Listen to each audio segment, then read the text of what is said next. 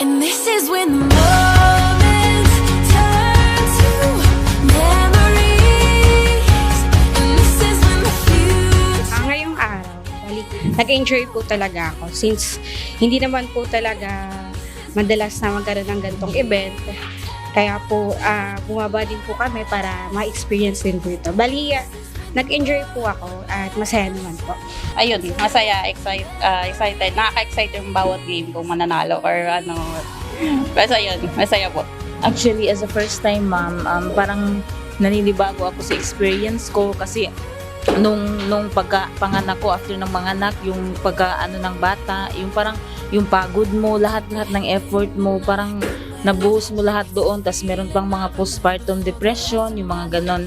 Tas pinagdasal ko lang na sana magkakaroon ako ng strength. Tas yung anak ko gagabayan ni Lord or bigyan ng lakas ng loob. I mean, yung health niya maging malakas na bata. Ayun lang po. Pasalamat ako sa LMD kasi nagkaroon kayo ng program na ganito na activity. Naging masaya, at least nagkaroon kami ng time na mga mother dito sa Paramount na nagtitipon-tipon para maging ma-enjoy yung na to, na celebration na to, tsaka magiging masaya. This is when the future. It's so clear to see. And this is when tonight becomes a masterpiece. And this is when the Napakahalaga ng may mother talaga. Kasi nagka-baby na ako, so mother na din ako. Hindi niya man lang nakita yung baby ko. So parang ang lungkot lang kasi. Parang, sana man lang parang nakita niya ako paano ako naging nanay. So bali sa akin, sobrang halaga yung mothers sa mundong ito. Sobrang proud kasi first time mama ko eh. So bali walang nag-guide sa aking mother. So ako lang talaga lahat. So kasi panganay po ako eh. So, lahat ng sakripisyo ng isang nanay.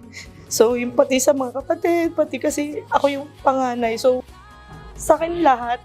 Pero masaya kasi kahit pa paano, nakakalagpas sa mga pagsubok sa buhay. Oo, yun lang. Masaya kasi nagka-baby na ako. First time baby. First time mom kasi ako. So, napakahalaga talaga yung isang magulang, isang nanay sa loob ng bahay. Sobrang thankful kasi parang nagbigyan ng time yung mga mother dito sa Paramount. Parang minsan lang naman mag-celebrate. Di talaga actually celebrate ang Mother's Day sa office, 'di ba? Pag sa isang company, parang thank you kasi na bigyan sila ng time na mahalaga pala yung mga mother kahit na nasa kumpanya lang. Ganon. Yun, masaya kasi kahit onting oras lang, nag-enjoy, parang nawala yung stress sa trabaho, parang biglaan, kahit saglit na oras lang, parang sumaya ka.